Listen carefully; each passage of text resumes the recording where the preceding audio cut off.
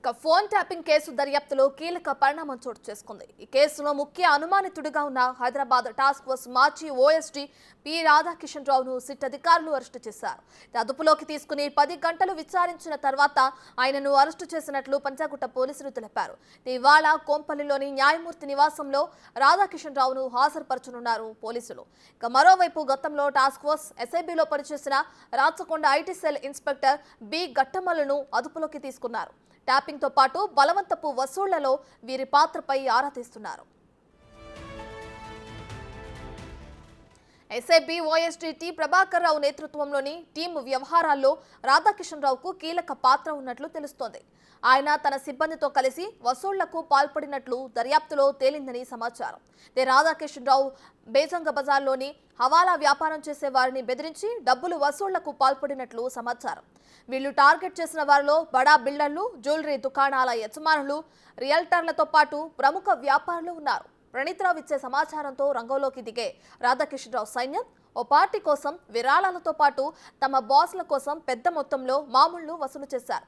IPS, ఐఏఎస్లపై Praneeth Rao team నిఘా పెట్టినట్లు గుర్తించింది దర్యాప్తు బృందం.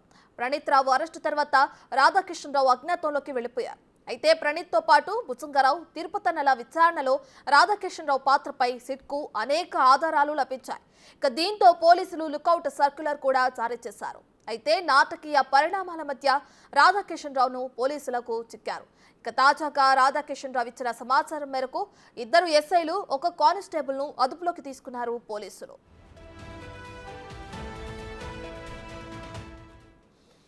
ఈ కేసులో గట్టమల్లుతో పాటు మరో 3 టాస్క్ ఫోర్స్ పోలీసులను అదుపులోకి తీసుకున్నారు దర్యాప్తు బృందం. అదుపులో ఉన్న గట్టమల్లు అటు ప్రభాకర్ రావుకు, ఇటు రాధాకిషన్ రావులకు సన్నిహితుడని తెలుస్తోంది. ఇదే ప్రభాకర్ రావు ఉమ్మడి నల్గొండ ఎస్పీగా పనిచేసినప్పుడు ఇతను చౌటుప్పల్ సర్కిల్ ఇన్స్పెక్టర్ గా పనిచేశాడు. రాధాకిషన్ రావు హయాంలో హైదరాబాద్ టాస్క్ ఫోర్స్ ఇన్స్పెక్టర్ గాను విధులు నిర్వర్తించాడు. ఇక్కడ నుంచి మళ్లీ ప్రభాకర్ నేతృత్వం వహిస్తున్న ఎస్బీలోకే వెళ్లాడు. ఇటీవల అరెస్ట్ అయిన అదనపు ఎస్పీ తిరుపతన్న టీంలో చురుకుగా వ్యవహరించాడని సిట్ చెప్తోంది. ఈ 2 విభాగాల్లోనూ గట్టమల్లు బలవంతపు వసూళ్లకు పాల్పడ్డాడని అధికారులు ఆరోపిస్తున్నారు. అలాగే టాస్క్ ఫోర్స్ లో పనిచేస్తున్న 4 అధికారులను పిలిచి విచారించి వాంగ్మూలాలు నమోదు చేశారు. వీళ్లు రాధాకిషన్ రావు హయాంలోని టాస్క్ ఫోర్స్ లోనే పనిచేయడంతో వీరి పాత్రపై ఆరా తీస్తున్న సిట్ సెల్ ఫోన్లు స్వాధీనం చేసుకుని విశ్లేషిస్తోంది.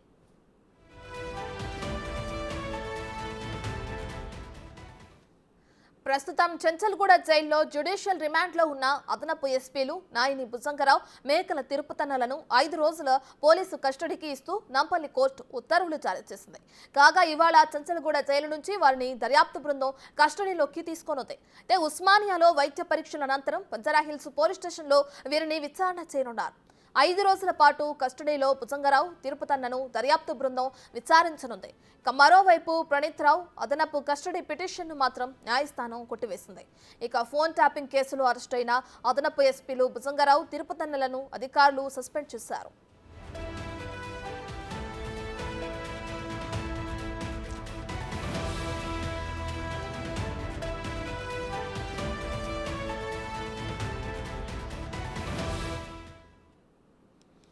ఇదే అంశానికి సంబంధించి మరింత సమాచారాన్ని మా ప్రతినిధి సురేష్ లైవ్ లో అందిస్తారు.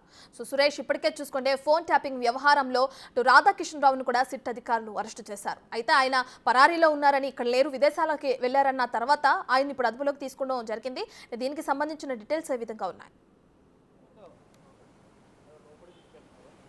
నిన్న ఉదయం రాధాకృష్ణారావుని అదుపులోకి తీసుకొని సుదీర్ఘంగా విచారించిన అనంతరము ఆయనని అరెస్ట్ చేసినట్టు సాయంత్రం డిక్లేర్ చేయడం జరిగింది రాత్రి. అయితే ప్రస్తుతం బంజారాహిల్స్ పోలీస్ స్టేషన్లోనే రాధాకిషన్ రావు ఉన్నారు. అదేవిధంగా టాస్క్ ఫోర్స్కి సంబంధించిన గతంలో పనిచేసిన సిఐ గట్టుమల్లుతో పాటు మరో 4 అధికారులను కూడా విచారిస్తున్నారు. ఈ కేసుకు సంబంధించి రాధాకృష్ణ సంబంధించిన పాత్ర చాలా కీలకంగా ఉంది. ఎందుకంటే ఆయన నేరుగా 2017 నుంచి 2023 డిసెంబర్ వరకు కూడా టాస్క్ ఫోర్స్ డీసీపీగా పనిచేశాడు. చాలా కీలకమైన వ్యక్తులు ఇళ్లలో సోదాలు చేశారు. బేగం బజార్లోని హవాలా వ్యాపారులను బెదిరించి డబ్బులు వసూలు చేసినట్టు ఆరోపణలు ఉన్నాయి. కాబట్టి ఆ కోణంలో పూర్తిగా దర్యాప్తు చేస్తున్నారు. ప్రస్తుతం బంజారాహిల్స్ పోలీస్ స్టేషన్లోనే విచారణ బృందం వారిని విచారిస్తుంది. వారికి సంబంధించిన స్టేట్మెంట్ అంతా కూడా రికార్డ్ చేస్తున్నారు.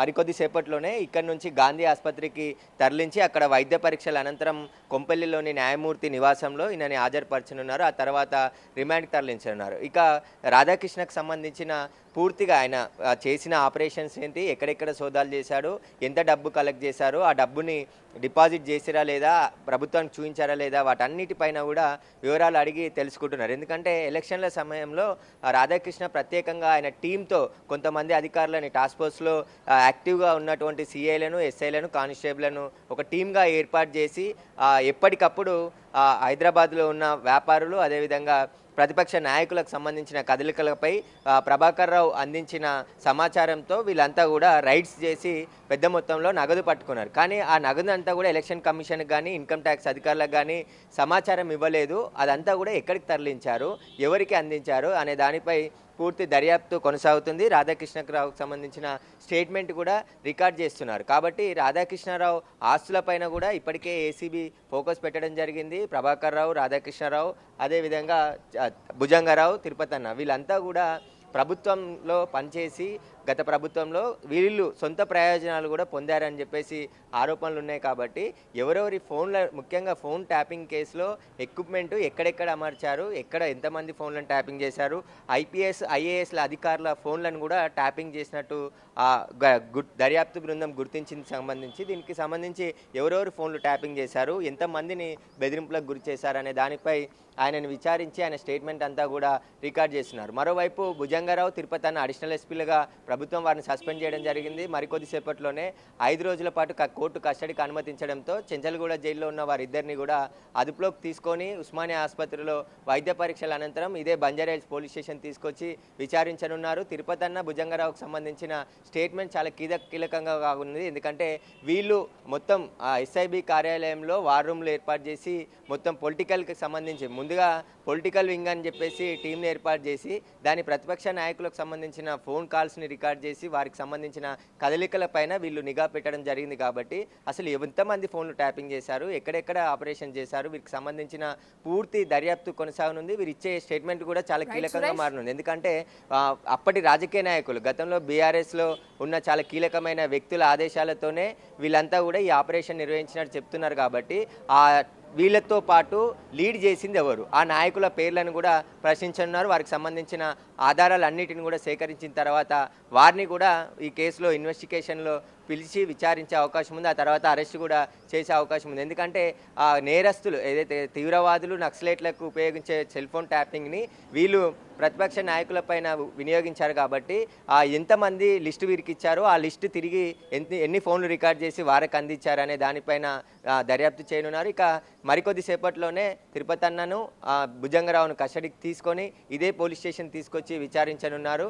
మళ్ళీ రాధాకృష్ణరావుని కూడా కస్టడీ పిటిషన్ వేసి అతన్ని కూడా కస్టడీకి అనుమతి కోరనుండే అవకాశం కనబడుతుంది. ఎందుకంటే వీళ్ళందరినీ కలిపి విచారిస్తే పూర్తి విషయాలు బయటకు వచ్చే అవకాశం ఉంది. ప్రణీత్ రావు కస్టడీ మాత్రం కోర్టు నిరాకరించింది. ఆయన చెంచల్గూడ జైల్లోనే ఉన్నాడు. ఏదైనా విచారణ అవసరమైతే మళ్ళీ కోర్టుకి కస్టడీ కోరి జైల్లో వెళ్ళి విచారించే అవకాశం ఉంటుంది ప్రణీత్ రావుకి సంబంధించి. ఎందుకంటే ప్రణీత్ రావే చాలా కీలకంగా ఈ కేసులో ఉన్నాడు. కాబట్టి ప్రణీత్ రావు, భుజంగరావు, తిరుపతన్న, ఇప్పుడు రాధాకృష్ణరావు, తర్వాత ప్రభాకర్ రావు కూడా అమెరికాలో ఉన్నాడు. కాబట్టి ఆయనని కూడా హైదరాబాద్ పిలిపించి అరెస్ట్ చేసి విచారించే అవకాశం కనబడుతుంది. ఎంతమంది మొత్తం ఈ కేసులో ఇన్వాల్వ్మెంట్ ఉందో వారందరి పాత్ర పైన కూడా విచారణ జరుపుతున్నారు. ఇక టాస్క్ ఫోర్స్కి సంబంధించి మరో 2 ఎస్ఐలు, ఒక కానిస్టేబుల్, మరో సిఐతో పాటు గట్టుమల్లి సిఐ కూడా ప్రస్తుతం బంజారాహిల్స్ పోలీస్ స్టేషన్లోనే ఉన్నారు. వారిని కూడా సుదీర్ఘంగా విచారిస్తున్నారు. వారు ఎక్కడెక్కడ సోదాలు చేశారు, ఎంత డబ్బు సీజ్ చేశారు, ఆ డబ్బుకు సంబంధించిన లెక్కలు ఎక్కడ పోయాయి, దానికి సంబంధించి పూర్తి వివరాలు అడిగి తెలుసుకుంటున్నారు. ఇక్కడ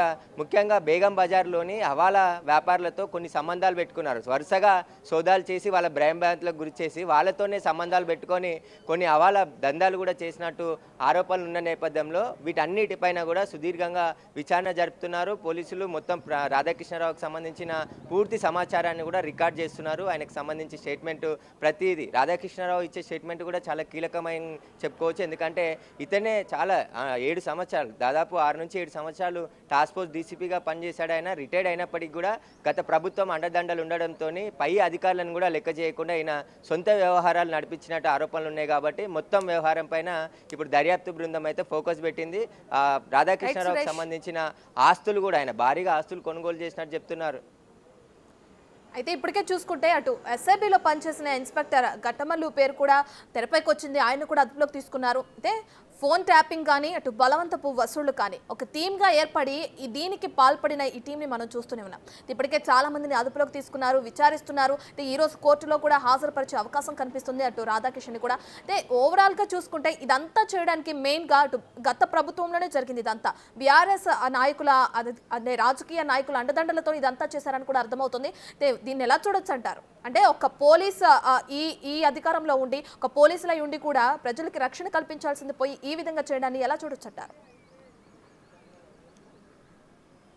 ఖచ్చితంగా వీళ్ళు విధులు ఏవైతే వీరు నిర్వహించాలో ఆ విధులు నిర్వహించకుండా పక్కన పెట్టేసి మొత్తం ఏదైతే గత ప్రభుత్వంలోని కీలక వ్యక్తులు చెప్పినటువంటి ఆ సమాచారం మేరకే పనిచేశారు, వాళ్ళకి లబ్ధి చేకూరే విధంగా పనిచేశారు. అందులో వీరు కూడా లబ్ధి పొందారు కాబట్టే గతంలో కొంతమంది ఆఫీసర్లు ఇలా ఫోన్ ట్యాపింగ్ చేయొద్దు అని చెప్పేసి దానికి నేరము, దాన్ని పట్టుబడితే కేసులు అవుతాయని చెప్పినప్పటికీ వారిని పక్కన పెట్టి ఎవరైతే సహకరిస్తారో వాళ్ళని టీమ్గా ఏర్పాటు చేసుకొని వీళ్ళు దర్యాప్తు చేశారు. ఆ దర్యాప్తులో భాగంగానే వీరంతా కూడా ఒక టీమ్గా ఏర్పడడం జరిగింది. వాళ్ళంతా మరికొద్ది సేపట్లోనే ఇక్కడ వెహికల్స్ కూడా రెడీ చేశారు రాధాకృష్ణారావుని తరలించడానికి. మరికొద్ది సేపట్లోనే కొంపల్లిలోని న్యాయమూర్తి నివాసంలో, ఎందుకంటే ఈరోజు కోర్టుకు హాలిడే ఉంది కాబట్టి న్యాయమూర్తి నివాసంలో హాజరుపరచనున్నారు. అక్కడి నుంచి చెంచల్గూడ జైలుకి రాధాకృష్ణని తరలించే అవకాశం కనబడుతుంది. ఇప్పటికే దర్యాప్తు బృందంలోని అధికారులు కూడా బంజారాహిల్స్ పోలీస్ స్టేషన్కి చేరుకున్నారు.